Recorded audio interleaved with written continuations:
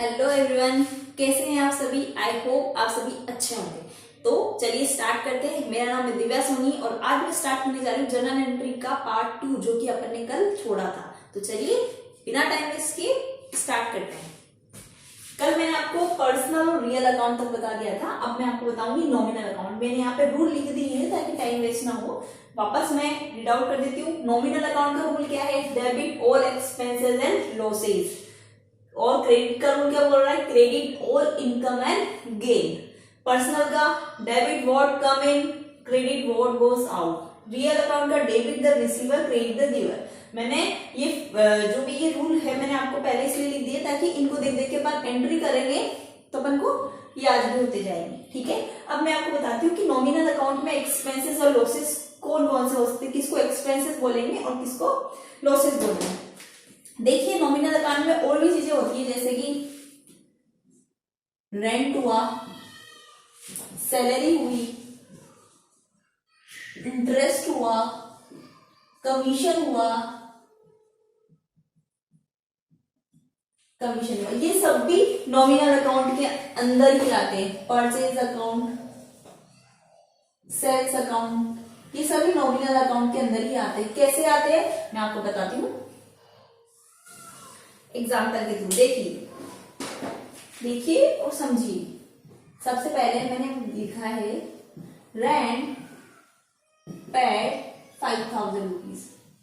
Obviously किसी person का नाम लिया, रेंट पेड कर दिया, इट मीन्स कैश में किया, कुछ नहीं दिया है, पर्सन का नाम नहीं दिया, तो ये नगद का ट्रांजेक्शन है, क्रेडिट का ट्रांजेक्शन नहीं है। तो देखिए अब मैं आपको समझाई रेंट पेड इसकी एंट्री कैसे होगी। अपन जब भी किसी को रेंट देते हैं, किसी को सैलरी देते हैं, किसी को इंटरेस्ट देते हैं, तो क्या देते हैं उसके बदले में? कैश देंगे ना। बिजनेस में आदान प्रदान सिर्फ और सिर्फ कैश का ही होता है। ठीक है, कैश का ही होगा। सैलरी किसी ने मेरे को सैलरी दी, जैसे कि मैं किसी कॉलेज में पढ़ा रही हूँ, कॉलेज वाले ने मेरे को सैलरी दी, तो सैलरी के बदले में मुझे क्या दिया? कैश दिया ना। नाम सैलरी का है बट उसके बदले में मेरे को क्या दिया? कैश दिया। मैं किसी रेंटर हाउस में रहती हूँ तो मैंने रेंट दिया, तो रेंट क्या होता है? पैसा दिया रेंट के बदले में, तो रेंट एक नाम हो गया। ठीक है, तो इनको एक खर्चे के रूप में जानेंगे अपन। जैसे कि मैं आपको एग्जांपल के थ्रू अपन समझेंगे। जैसे कि मैंने रेंट पेड कर दिया, तो अभी मैंने बताया क्या पेड किया? रेंट। तो रेंट के बदले में अपन ने उसको क्या दिया? सामने वालों को पैसे दिए ना, तो अपने पास से क्या जा रहा है? कैश जा रहा है। क्लियर है? तो रूल पढ़ते हैं कि इसकी एंट्री कैसे करते हैं। देखिए what come in, personal account से चलते हैं। डेबिट, पर्सनल अकाउंट का डेबिट बोल रहा है व्हाट कम्स इन, जो आया उसको डेबिट करो। इस केस में कुछ आ रहा है क्या? रेंट जा रहा है, मतलब रेंट के बदले में अपने पास से कैश जा रहा है, आ कुछ नहीं रहा है। तो पर्सनल अकाउंट का रूल नहीं लगेगा। रियल अकाउंट का तो वैसे भी नहीं लगेगा। जब भी देख लेना रियल अकाउंट का तो अक्सर क्रेडिट ट्रांजेक्शन में रूल लगता है, लेकिन इसका रियल अकाउंट का नहीं देखेंगे। फिर चलते हैं नॉमिनल अकाउंट में। ये बोल रहा है debit all expenses and losses. जो भी एक्सपेंसेस और लॉसेज है उसको डेबिट करो। तो अपने पास यहाँ एक्सपेंसेस क्या हो गया? रेंट, क्योंकि रेंट अपना क्या है? खर्चा। अपन ने सामने वाले को दिया तो अपना क्या हुआ? खर्चा हुआ। किसी और ने अपन को दिया, रेंट रिसीव किया अपन ने, तो अपनी क्या हुई? इनकम हुई। अपने को रेंट रिसीव्ड के बदले में क्या आया? कैश आया है, अपनी इनकम हुई। और अपन ने किसी को रेंट दिया तो अपने लिए क्या हो गया? खर्चा हो गया। तो ये क्या बोल रहा है? Debit all expenses. तो खर्चे का नाम रेंट है, पैसा जा रहा है, पैसे खर्चे के रूप में अपने पास जा रहा है, क्या? कैश जा रहा है, लेकिन एक्सपेंसेस का नाम क्या है? रेंट। तो यहाँ पे ये रूल बोल रहा है डेबिट ऑल एक्सपेंसेस कर दो। तो अपने पास यहाँ एक्सपेंसेस क्या है? रेंट। तो इसकी एंट्री क्या बनेगी? Debit all expenses. तो अपने पास खर्चा क्या है? रेंट पेड किया तो ना खर्चा हुआ, तो रेंट अकाउंट डेबिट 5000 रुपए से टू। अब टू क्या जा रहा है? अपने पास जा रहा है कैश। पर्सनल का ही रूल लग जाएगा। व्हाट गोज आउट, क्या जा रहा है अपने पास से? रेंट के बदले में क्या जा रहा है? पैसा, कैश। तो कैश अकाउंट कितने से? 5000 रुपए से। ये रूल नहीं लगेगा क्रेडिट और इनकम, क्योंकि इनकम नहीं हो रही है। क्रेडिट तब होगा ना जब इनकम या गेन होगी। तो पर्सनल का रूल देखो, पर्सनल का डेबिट नहीं देखेंगे, डेबिट हो गया है, क्रेडिट देखो व्हाट गोज आउट, यही रूल लग गया पर्सनल का, क्या जा रहा है व्हाट गोज आउट, तो रेंट के बदले में क्या जा रहा है कैश अकाउंट, वही नरेशन लिख देंगे रेंट पेड। एक और एग्जांपल समझाती हूँ, जैसे कि सेम इंटरेस्ट रिसीव्ड ले लेते हैं, इंटरेस्ट रिसीव्ड 3000 रुपीज, ठीक है, इंटरेस्ट रिसीव्ड हुआ। अब देखो इसकी एंट्री कैसे करेंगे। इंटरेस्ट रिसीव्ड हुआ किसी से अपन को, अब किसी ने अपन को ब्याज दिया, तो अपने पास ब्याज के रूप में क्या है, इंटरेस्ट के रूप में क्या आया, पैसा ही आया ना, पैसा ही आया, तो अपनी वो क्या हो गई, इनकम हो गई, इंटरेस्ट रिसीव्ड क्या हो गई, इनकम हुई। तो देखिए नॉमिनल अकाउंट क्या बोल रहा है, वो देखिए डेबिट ऑल एक्सपेंसेस, डेबिट करो ऑल एक्सपेंसेस को, तो ये इंटरेस्ट रिसीव्ड हुआ, तो ये अपना एक्सपेंसेस नहीं है, ये तो अपनी इनकम है, इंटरेस्ट रिसीव्ड हुआ अपनी आय है ना, खर्चा थोड़ी ना हुआ है, तो अपन ये वाला रूल नहीं लगाएंगे क्योंकि ये एक्सपेंसेस और लॉसेस पे लगता है। फिर लिखेंगे व्हाट कम इन, क्या आ रहा है, क्या आ रहा है अपने पास, इंटरेस्ट रिसीव्ड हुआ, इंटरेस्ट रिसीव्ड, इंटरेस्ट के बदले में क्या आ रहा है, पैसा आ रहा है। सिर्फ यहाँ ये चीज थोड़ी सी वो ध्यान रखने की जरूरत है कि खर्चा और इनकम के रूप में मैंने वैसे भी लिख दिया है, इन्हीं यही आएंगे, रेंट सैलरी, खर्चे का नाम ही ये rent salary interest commission purchase sales, इनके अलावा बहुत कम आएंगे एंट्री में, लेकिन फिर भी अपना बेस कंप्लीट होना चाहिए। तो इंटरेस्ट रिसीव्ड, इंटरेस्ट रिसीव्ड के बदले में अपने पास क्या आ रहा है, कैश आ रहा है ना, तो कैश अकाउंट डेबिट टू क्या जा रहा है अपने पास से, क्रेडिट ऑल इनकम, तो अपनी इनकम क्या है, इंटरेस्ट रिसीव्ड, तो यहां पे क्या लिखेंगे, इंटरेस्ट अकाउंट, इंटरेस्ट रिसीव्ड भी लिखेंगे इंटरेस्ट अकाउंट, 3000 रुपए और 3000 रुपए, वही इंटरेस्ट रिसीव्ड, ठीक है नरेशन में आया समझ में, आई होप आपको समझ में आया होगा। एक दो एग्जाम्पल और अपन करेंगे तो आपको और अच्छी तरह से क्लियर हो जाएंगे। मैं सभी के एक एक एग्जाम्पल बता देती हूँ। सैलरी पेड करी अपन ने 10,000, तो देखिए ये कैसे होगा, सैलरी अपने लिए अपन ने पेड करी, सैलरी अपन ने किसी को सैलरी दी, तो अपने लिए क्या हो गया, वो खर्चा हो गया, और सामने वाले के लिए क्या होगी, इनकम होगी, लेकिन सामने वाले से मतलब नहीं, अपन को तो अपने से मतलब है, अपन को अपनी बुक में एंट्री करनी है, तो अपने लिए क्या हो गया, खर्चा हो गया, तो खर्चे का नाम क्या है यहाँ पे, सैलरी। तो नॉमिनल अकाउंट का रूल क्या बोल रहा है, डेबिट ऑल एक्सपेंसेस, सारे एक्सपेंसेस को डेबिट करो, तो यहाँ पे अपना खर्चा क्या है, सैलरी, तो एंट्री क्या हो जाएगी, salary account debit to salary paid कर दी, सैलरी के रूप में क्या है, ये तो सिर्फ नाम है खर्चे का, लेकिन असल में अपन ने खर्चा किया, तो अपने पास से क्या गया, नगद, तो टू कैश अकाउंट, क्लियर है, 10,000, ठीक है, ये आपको समझ में आ गया। रेंट हो गया, इंटरेस्ट हो गया, सैलरी हो गया। इसी तरह का अगर इंटरेस्ट कमीशन की जगह कमीशन रिसीव्ड आ जाएगा तो अपनी इनकम हो जाएगी, तो उसकी एंट्री हो जाएगी cash account debit to commission, opposite कर दो, कमीशन पेड किया, तो पेड किया तो अपने पास से क्या गया, पैसा गया, और खर्चा क्या हो गया, कमीशन, तो ऑल एक्सपेंसेस एंड लॉसेस को क्या करना है, डेबिट करना है, और किसका रूल लग जाएगा फिर, पर्सनल का, व्हाट गोज आउट, अपने पास से क्या जा रहा है, कैश जा रहा है, क्लियर है, आई होप आपको समझ में आ गया होगा। अब मैं आपको एक चीज और बताती हूँ जो आपके क्वेश्चंस में आती है, मैं मेन चीजें बताऊंगी ताकि आपको डाउट ना हो और आपका बहुत जल्दी ये चैप्टर कंप्लीट हो जाए पूरी अच्छी तरह से। अब देखिए, जब भी अपन बिजनेस स्टार्ट करते हैं तो सबसे पहले जो एंट्री होती है, सबसे पहले जो ट्रांजेक्शन होता है, जैसे कि कोई भी बिजनेस होल्डर का नाम है राम ही ले लेते हैं, सब राम ही आता है, Ram started business, businessman Ram started business भी आ जाता है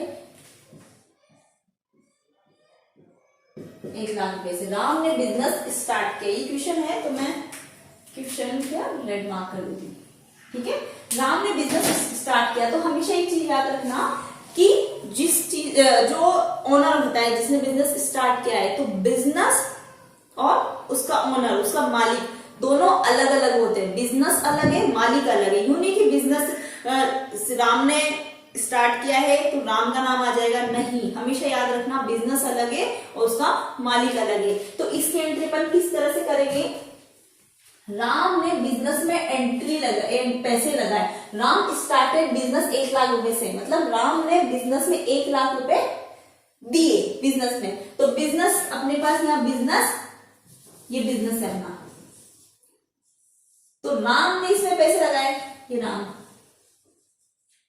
तो इसके पास क्या आया, पैसे आए ना, बिजनेस में पैसे आए, तो कैश अकाउंट डेबिट टू। अब देखिए यहां पे ये तीनों रूल नहीं लगेंगे, क्यों नहीं, ये नहीं कि राम स्टार्टेड बिजनेस है तो बिजनेस में आ गया पैसा, कैश अकाउंट डेबिट लग गया, टू देने वाला हो गया राम, नहीं, बिजनेस और मालिक दोनों का संबंध अलग अलग होता है बिजनेस में, ठीक है। तो हमेशा याद रखना जब भी एक एंट्री होती है कि जो भी बिजनेस का मालिक कोई भी बिजनेस स्टार्ट करता है तो टू ये वाला रूल नहीं लगेगा, क्रेडिट द गिवर, गिवर वाला रूल नहीं लगेगा। बिजनेस ओनर को किस नाम से मेंशन करेंगे, कैपिटल, कैपिटल अकाउंट, हमेशा बिजनेस को कैपिटल अकाउंट से ही मेंशन करेंगे। राम जिसने स्टार्ट किया वो मालिक का नाम नहीं आएगा। वैसे ये कॉमन एंट्री है, हर क्वेश्चन में आएगी, तो यही एंट्री होती है जब भी कोई बिजनेस स्टार्ट करता है तो उसकी एंट्री होती है कैश, क्योंकि बिजनेस में लगाया है क्या, पैसा, तो बिजनेस में आ रहा है व्हाट कम इन। राम ने स्टार्ट किया लेकिन राम का नाम नहीं आएगा क्योंकि बिजनेस और मालिक अलग अलग होता है बिजनेस का, उसकी जगह क्या आएगा, कैपिटल, कैपिटल लगाइए। तो ये कॉमन एंट्री है, Ram started business, cash account debit to capital account 1 lakh rupees, 1 lakh रुपए, ठीक है। वही narration, started business with cash, with cash, ये नरेशन होगी, ठीक है। जब भी कोई बिजनेस स्टार्ट करते हैं उसकी एंट्री यही होती है, cash account debit to capital account, ठीक है। अब एक चीज और आपको समझनी है जो इसमें आएगी, फिर मैं एग्जाम्पल और क्वेश्चंस आपको करा दूंगी जिसमें कि आपको सारे डाउट क्लियर हो जाएंगे और आपकी प्रैक्टिस भी बहुत अच्छे से हो जाएगी। जैसे कि एक चीज और आप ध्यान रखनी है कि बिजनेस में एक नाम आता है गुड्स का, ठीक है, माल का नाम आता है। तो माल अपने लिए बिजनेस में या तो खर्चा है या इनकम है। गुड्स का नाम आएगा तो गुड्स का नाम कभी सोल्ड गुड, जो कि बहुत बच्चे, इसने लिखा है यहां सोल्ड गुड्स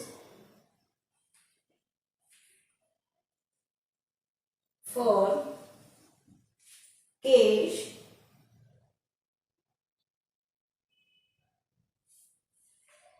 ठीक है। तो देखिए मैंने आपको अभी बताया है कि गुड्स को एक्सपेंसेस और इनकम ही मानेंगे बिजनेस में। तो माल बेचा, सोल्ड गुड, गुड्स माल बेच दिया 10,000 रुपए का, तो माल बेचा अपन ने, तो क्या एंट्री होगी, अपने पास से क्या गया, फॉर कैश, माल बेच दिया फॉर कैश में, मैंने मेंशन कर दिया कैश में कि मैंने माल बेच दिया 10,000 रुपए में, तो अपने पास क्या आया, रूल क्या लगेगा, व्हाट कम्स इन, तो अपने पास क्या आया, कैश अकाउंट डेबिट 10,000 रुपए टू, अब अपने पास यहां क्या गया, सोल्ड गुड। अब याद रखना आपने एक एग्जांपल करा था पहले कि यहाँ पे पहले सोल्ड गुड, इससे पहले वाले वीडियो में सोल्ड मशीनरी या कोई भी असेट्स का नाम लिख दिया था मैंने, तो टू की जगह यहाँ पे आया था उस असेट्स का नाम, जहां असेट्स रियल अकाउंट से रिलेटेड होता है वैसे तो मशीनरी का अकाउंट मशीनरी नाम आ जाता था, लेकिन हमेशा याद रखना यहाँ पे गुड्स आया, तो जब भी गुड्स आएगा तो अपन गुड्स नहीं लिखेंगे, गुड्स क्या है अपने लिए, या तो बिजनेस के लिए एक्सपेंसेस या इनकम। अब सोल्ड गुड, माल बेचा, तो अपने लिए क्या होगी, इनकम होगी ना, माल बेच दिया अपनी इनकम होगी। तो नॉमिनल अकाउंट का देखिए रूल क्या बोल रहा है, डेबिट अपन लिख चुके हैं, तो क्रेडिट क्या लिख रहा है, credit all income, credit all income, जो भी इनकम हो रही है उसको क्रेडिट करो।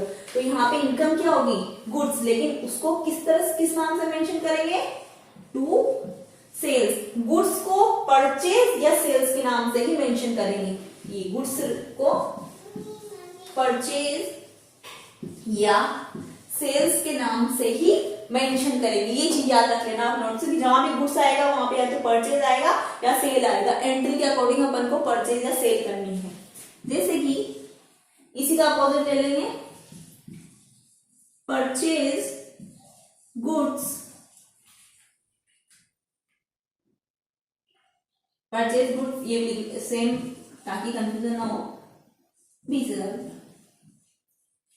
माल बेचा, माल खरीदा, परचेज गुड फॉर कैश, माल खरीदा और पैसे दिए। तो अपना क्या हो गया, अपने में माल खरीदिया तो अपने लिए क्या हो गया, बिजनेस के लिए क्या हो गया, खर्चा हुआ ना। तो खर्चा, जहां भी खर्चा गया तो नॉमिनल अकाउंट का रूल देखो, डेबिट ऑल एक्सपेंसेस। तो एक्सपेंसेस क्या हो रहा है यहाँ पे, गुड्स। तो गुड्स को क्या मेंशन करेंगे, परचेज या सेल। अगर आगे परचेज और सेल्स नहीं दिया होगा तो भी गुड्स का नाम आ जाएगा, तो परचेज और सेल्स ही लिखना है अपन को यहाँ पे। तो यहाँ पे नाम लिखेंगे क्या, परचेज गुड, खर्चा क्या हुआ गुड्स का, तो मतलब परचेज अकाउंट डेबिट टू क्या गया अपने पास, माल खरीदा और नगद दिए तो क्या गया, फिर रूल लग जाएगा what goes out to cash account, 20,000 रुपए। आया समझ में? आई होप आपको ये सब समझ में आ गया होगा। एक दो एंट्रीज और मैं आपको बता देती हूँ, याद रखना कैश के ट्रांजेक्शन है, अगर कैश की जगह किसी पर्सन का नाम आ जाए, मैंने कल भी बताया था, तो क्या हो जाएगा, वो उधार का ट्रांजेक्शन हो जाएगा। ठीक है, जैसे कि सेम मैं आपको बता देती हूँ एक एग्जांपल भी, ये सोल्ड गुड्स टू दिव्या। ठीक है, अब देखो सबसे पहले पर्सन का नाम हो गया तो ये कौन सा ट्रांजेक्शन हो गया, उधार का ट्रांजेक्शन हो गया। उधार का ट्रांजेक्शन हो गया तो सबसे पहले अपन रियल अकाउंट का देखो, पर्सनल का देख लो, what goes out, what coming, अपने पास क्या आ रहा है, कुछ नहीं आ रहा है, माल भी बेच दिया, वो भी किसको बेचा, दिव्या को, तो ये वाला पर्सनल का रूल नहीं लगेगा। क्रेडिट रियल अकाउंट पे चलते, डेबिट द रिसीवर, रिसीवर कौन है, माल बेचा किसको, दिव्या को, तो रिसीवर।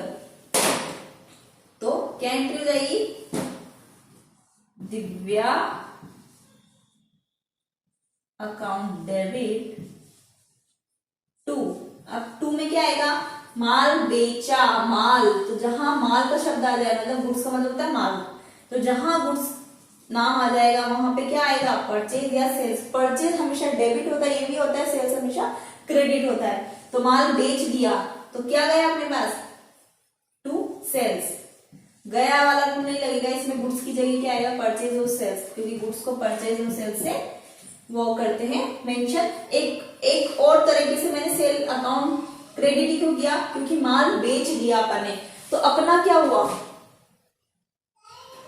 टू सेल्स होगी, तो माल बेचा तो अपना क्या हुआ, कहीं ना कहीं अपना फायदा ही हुआ ना, दिव्या को बेचा, हालांकि पाने वाली दिव्या हो गई, तो अपन ने दिव्या को डेबिट कर दिया, और माल बेच दिया, अपने लिए बेच दिया, तो कहीं ना कहीं अपने क्या होगी, इनकम हो गई, तो नॉमिनल अकाउंट का रूल भी लगेगा इसमें, क्रेडिट और इनकम। तो इनकम यहाँ पे क्या है, टू सेल्स। तो ये चीज याद रख लेना कि गुड्स आएगा तो या तो परचेज या सेल्स आएगा, परचेज डेबिट ही होता है हमेशा, सेल्स क्रेडिट ही होता है, लेकिन रूल भी लग सकता है इसमें, जैसा चाहो वैसे उस तरह से अपन एंट्री कर सकते हैं सहूलियत के हिसाब से, वही फिर नरेशन लिखना जरूरी है। ठीक है, आपको ये सब कुछ समझ में आ गया होगा आई होप। मेरे पास टीएस अग्रवाल की बुक है न्यू एडिशन की, तो मैं देखती हूँ इसमें कोई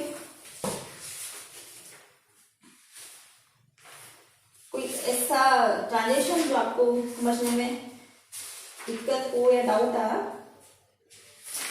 वैसे इसमें इतने क्वेश्चन नहीं है, तो मैं कल आपके लिए बहुत सारे क्वेश्चंस लेके आऊंगी ताकि आपकी अच्छे से प्रैक्टिस हो जाए, और नेक्स्ट टॉपिक की या आगे जो भी पढ़ाऊंगी मैं वो नेक्स्ट वीडियो में लेके आऊंगी। तब तक के लिए आप प्रैक्टिस कीजिए। मेरी वीडियो पसंद आई हो तो प्लीज लाइक कीजिएगा, सब्सक्राइब कीजिएगा और नेक्स्ट वीडियो का वेट कीजिएगा। बाय।